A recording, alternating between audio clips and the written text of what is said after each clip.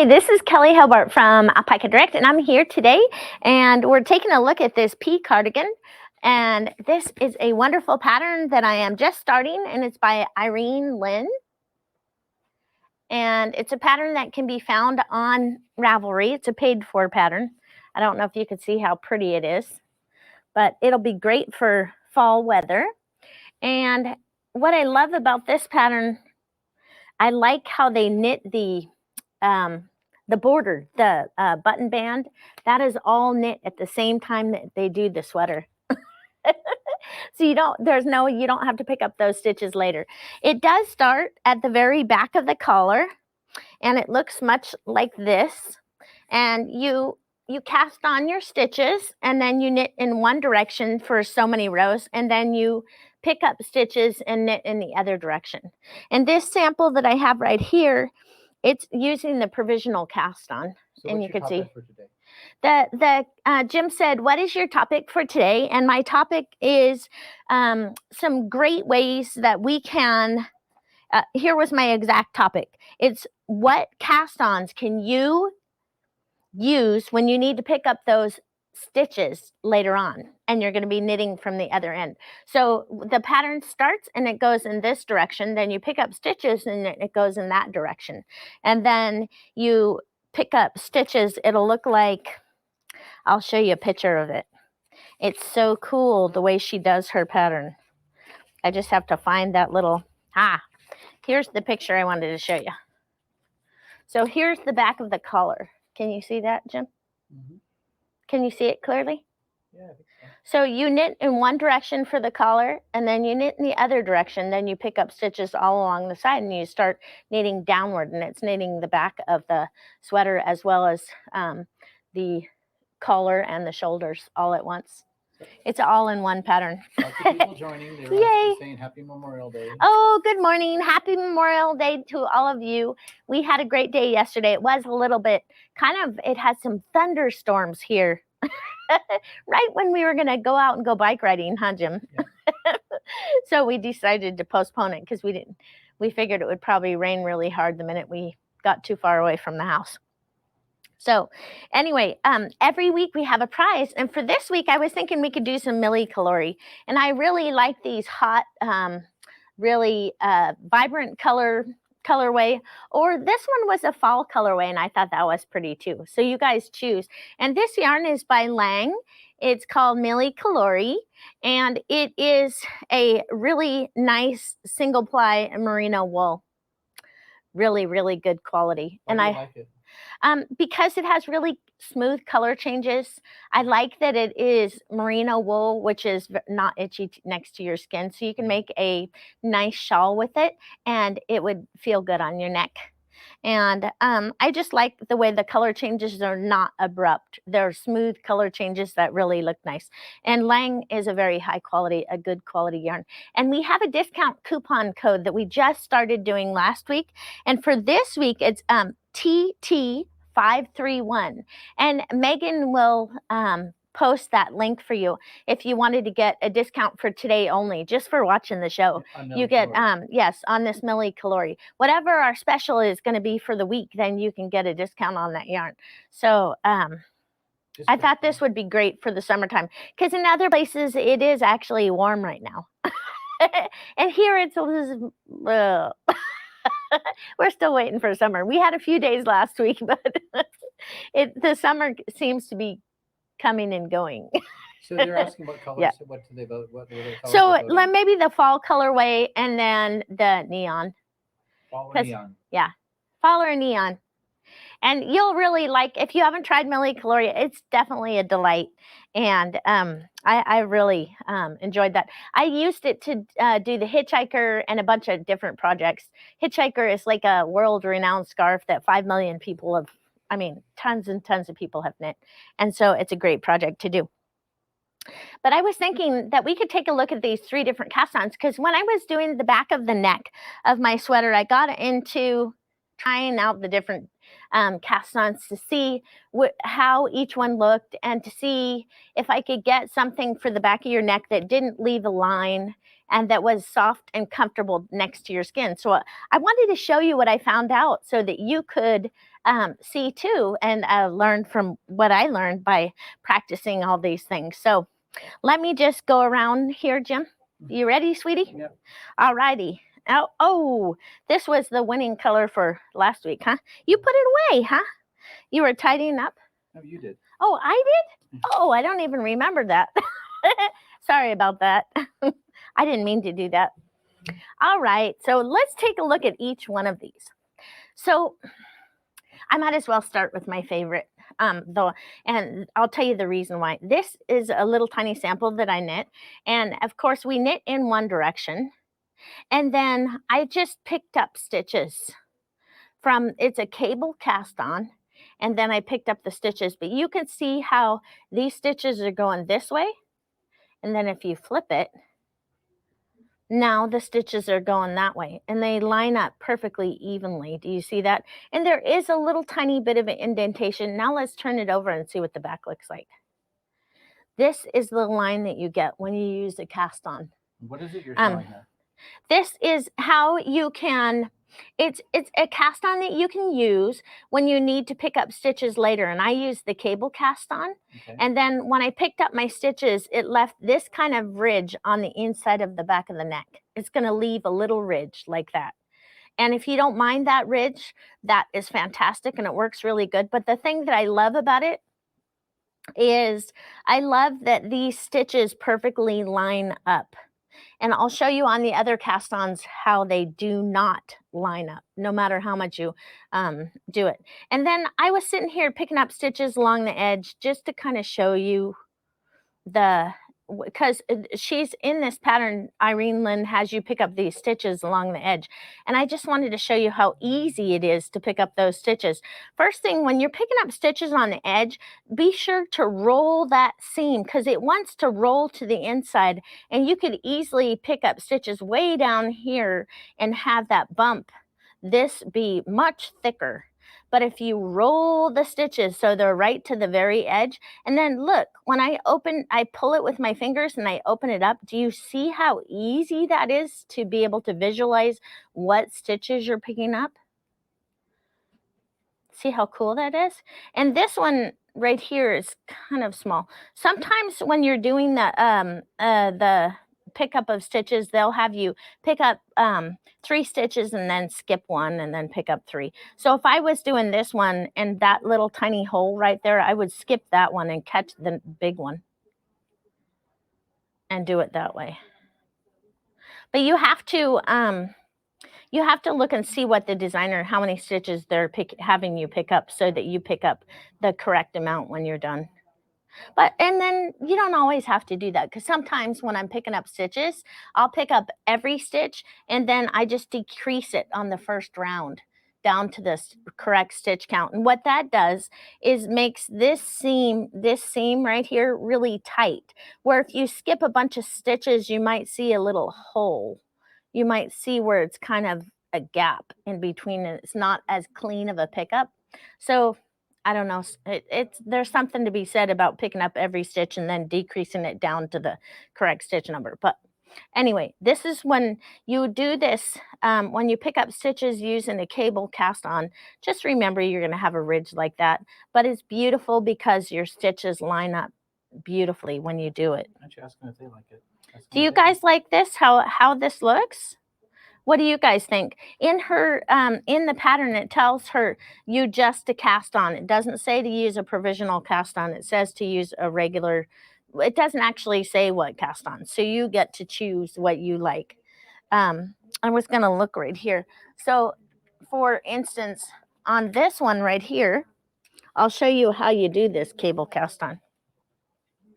So this one I have totally just cable cast it on, and then I was ready to pick up some stitches on this other side, the stitches on this side. Let me just give you a blank slate here. Do you want me to move it where, Jim? That's fine. Right here is fine? That's fine. Yeah. Okay. So I have to get another tail. When you're doing this, you won't be using the same strand of yarn. Otherwise, you'll cause yourself a nightmare. So this pattern, I know that it starts with a knit 3. And do you see this column of stitches right here? That's a column of stitches. That's a column of stitches.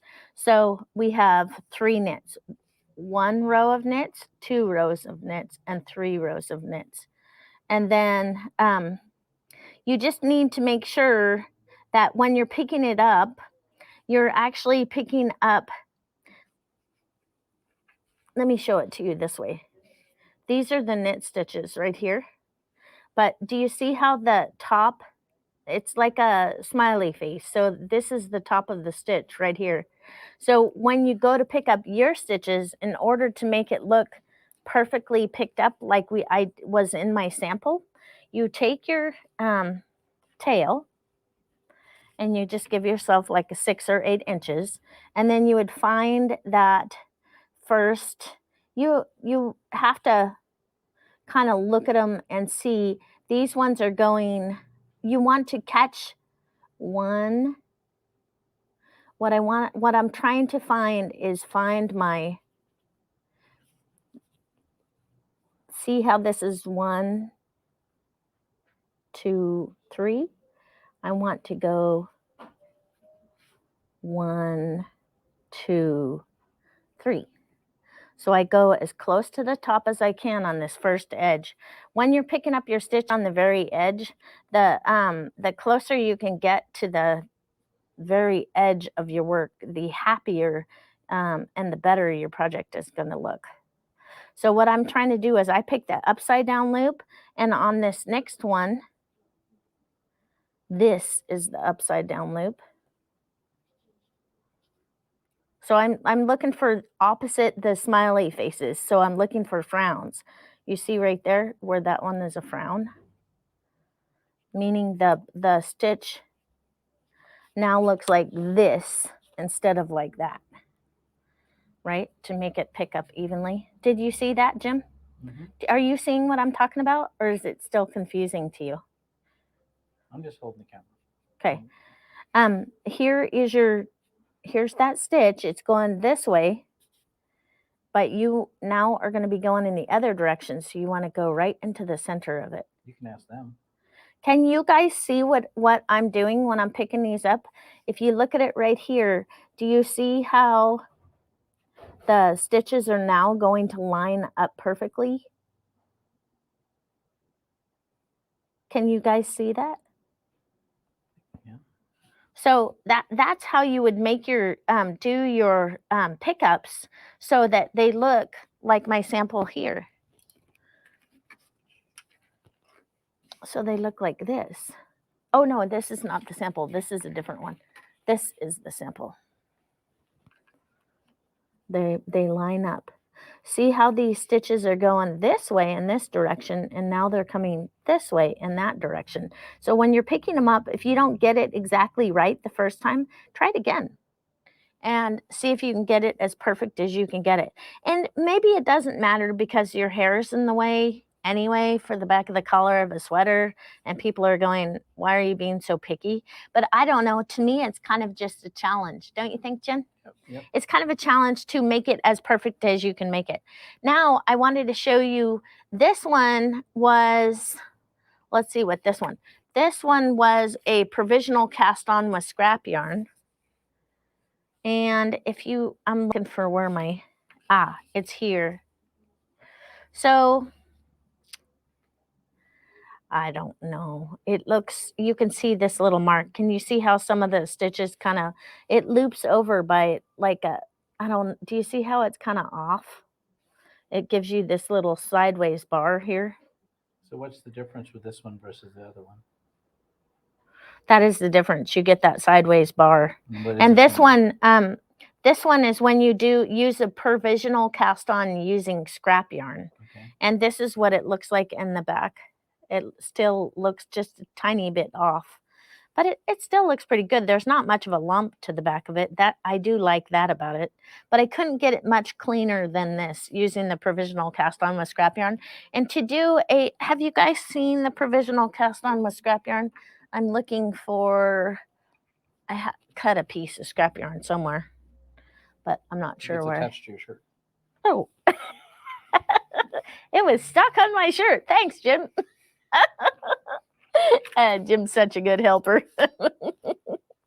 Okay, so when you do this provisional cast on with scrap yarn, you take a different color of yarn than the yarn that you're knitting with. And I tied a little slip knot, and all you do is I just tie a little tiny bit of a tail and bring that crochet hook right through. And then you'll see me take my working yarn and bring it around to the back. And then again, you take your crochet hook and bring it through and bring the working yarn to the back until you have cast on all your stitches, and bring that. And this is a provisional cast on using scrap yarn. But like I said, when you come back to work it later, it didn't look completely seamless. I wasn't super happy with how it turned out for the back of that collar. But this, using that, it's a very common using provisional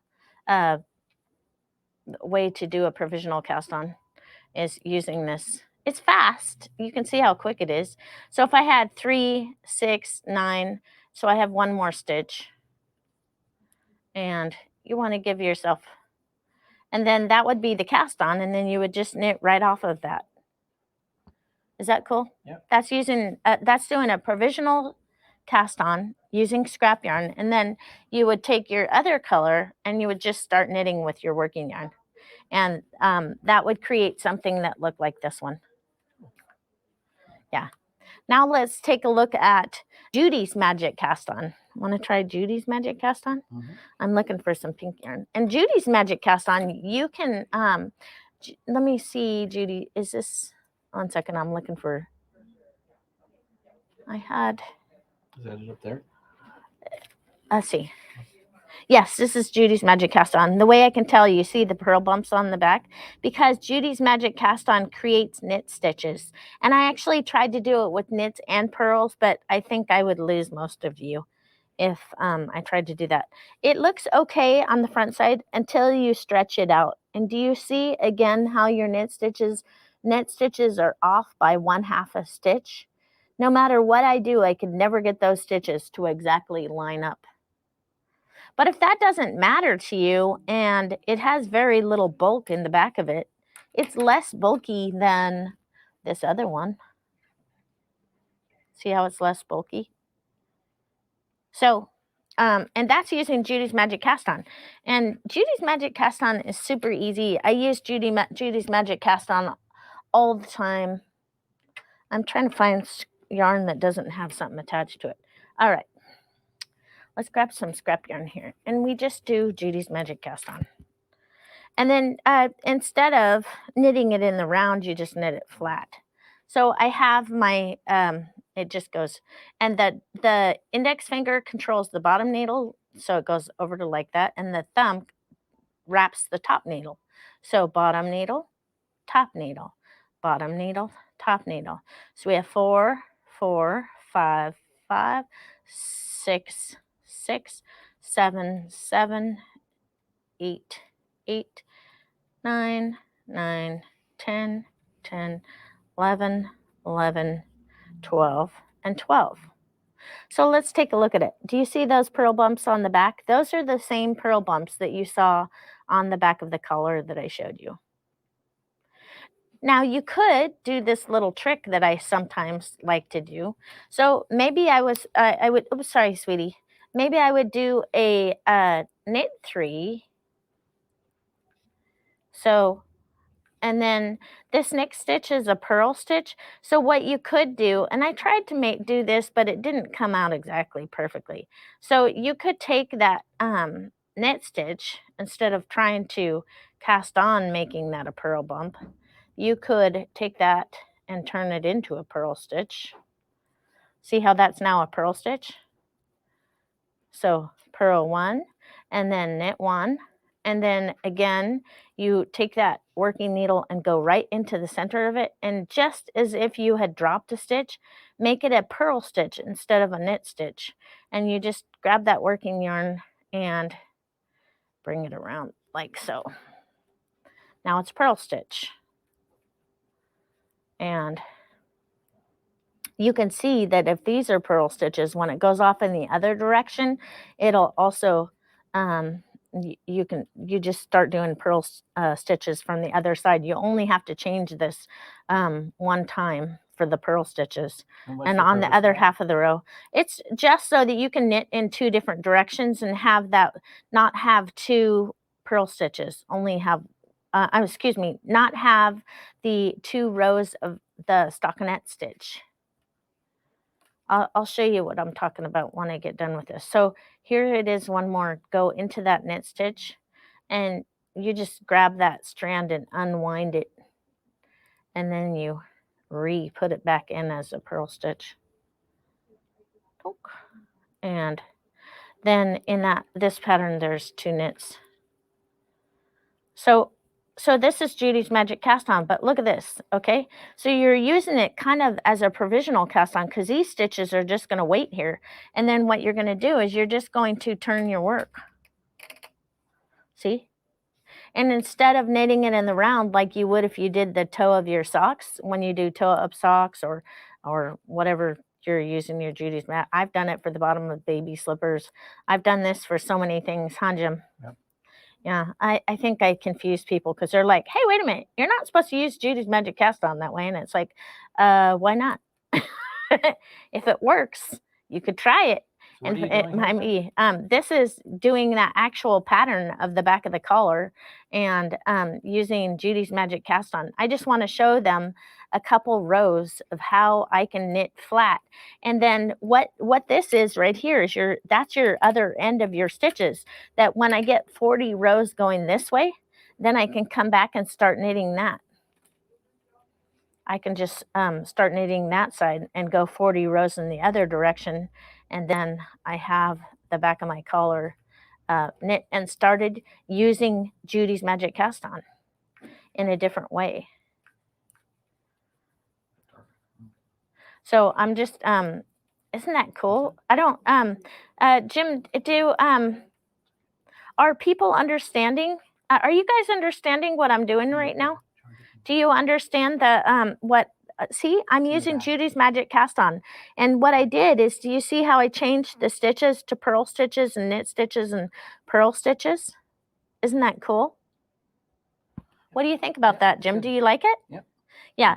The only problem is, watch, when I go back to knit this other side, okay, I'm just going to pretend that I'm picking up a few stitches because I'm going to go back and say this is the back of my sweater and I want to pick up some of these stitches so that I'm rolling this over. What I like to do when I'm picking up my stitches, I like to pick up 2 bars. I don't just pick up one, because if you pick up 1 bar, sometimes your pickup is really loose and then it looks like a cat got a hold of your sweater and tried to eat it. So there I picked up 3 stitches. So now I'm gonna, sorry, Jim, didn't mean to hit your thing. I wanted to show you just a couple of times what here, this one right here they're supposed to be knit stitches. So let's go back here and see if we can get it to look right. So that's knit 2, but this, oh, we can make that a knit 3. And then purl, and then knit. So just pretend like this is the mini back of your collar of this sweater, because it's using the same exact technique, but I only did a couple rows before I started the collar. So do you see it? Now I'm knitting my provisional cast on edge. I don't know if you guys could understand how this works, but I spent a long time just playing with it to see if I could get something that I actually liked that looked good for the back of the collar. And so I'll just show you this one just for the heck of it. Just because maybe some of you haven't. Have you guys seen this before? I don't know. Or I never really, this is not something that I found on YouTube. This is something that I just started knitting on my own. So I don't know if, have you guys seen this before? See? Now, I was knitting on this side originally. Now I'm knitting on this side.